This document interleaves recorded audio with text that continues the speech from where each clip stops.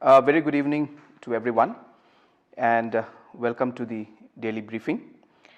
Friends, as of now, the total samples collected is 838, and the total number of cases tested negative is 714.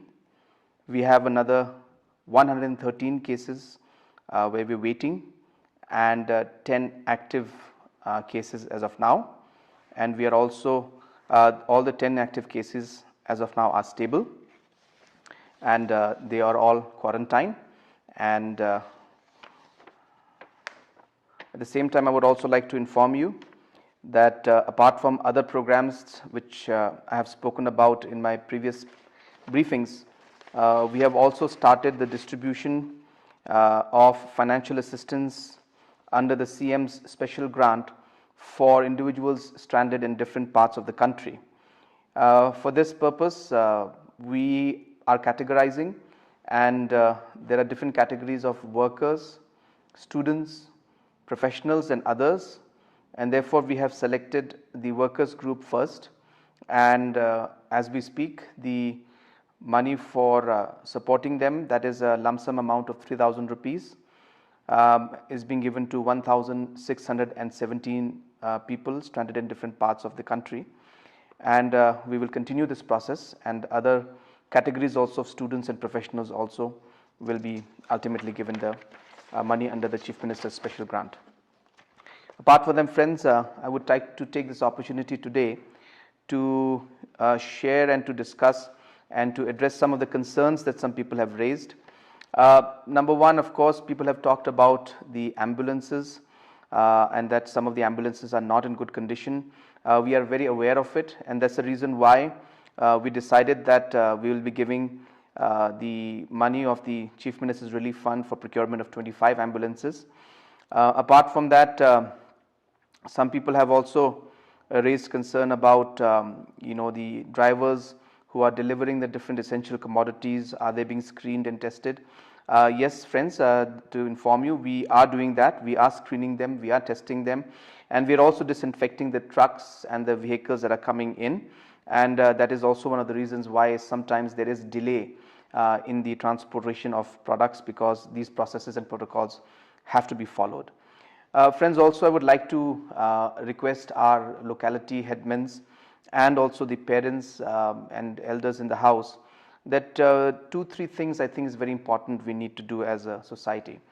Number one, I think we are seeing that during this period of lockdown, a lot of children are coming out and playing, and I think in that the norms of social distancing are not being followed. So I would urge if these kind of activities could be monitored and could somehow be controlled, and social distancing could be maintained. Secondly, I would also request that the virus as such is something that we have seen throughout the world affects the elderly more, and therefore I would urge that if our elderly, our senior citizens, if they could refrain from going out and they could keep themselves safe, because this virus is something that we have seen throughout the world affects the elderly more. So I would urge our elderly and our senior citizens to refrain from going out as far as possible. There have also been some suggestions coming in that we can have some of the notifications and information that is related regarding COVID and regarding government programs in different languages, especially in Khasi, Garo and Hindi, and we are making arrangements for that, and we are also getting professionals, medical professionals on board now to give medical advice to our people in different languages. Friends, there has also been concern raised about the body management protocol.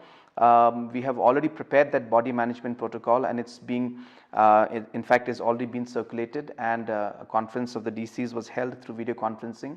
They have all been sensitized about it, and all of them are in the process of implementing it. So this body management protocol is something that is being worked on by every deputy commissioner in different districts. Friends, there were also some issues about the laborers from different parts of the country who are in the state, stuck in the state. Some concerns about who is supposed to take care of them.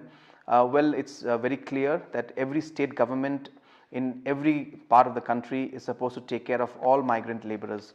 So like it's being done in other parts of the state of the country, even the Meghalaya government has been supporting and taking care and providing shelter to all migrant laborers who have come here from different parts of the country. And there were also concerns about the mining areas, and I think some suggestions came in that there should be some relief camps set up in those mining areas also, because a lot of laborers are there.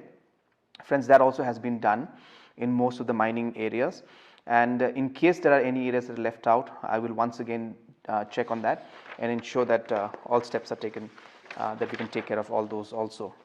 Apart from that,